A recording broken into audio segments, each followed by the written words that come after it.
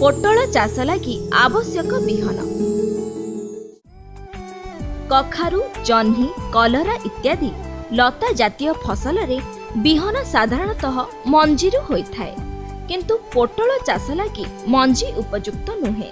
ताहार कारण हैला मंजीरु गछ कले बहुत अंडीरा गछ हुए, तेणु एहार चेर और डंक को बिहन रूपे निया जाई थाए। चेर बिहन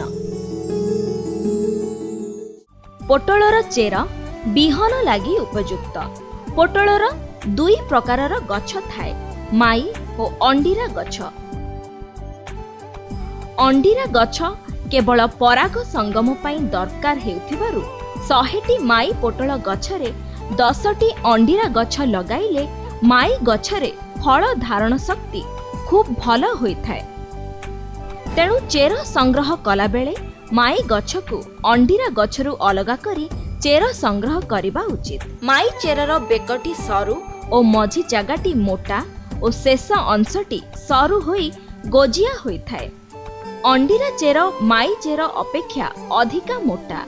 माई चेर चिक्कण और मसृण थिबा बेले अंडीरा चेर खद खदड़िया बा जादुरा होइथाय। डंक बिहन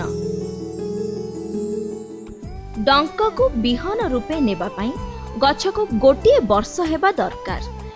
एहार फल सरीगला परे डंक गुड़ी को अक्टोबर मासरे संग्रह करा जाई गोलेई करी गुड़ाई दिया जाई थाए।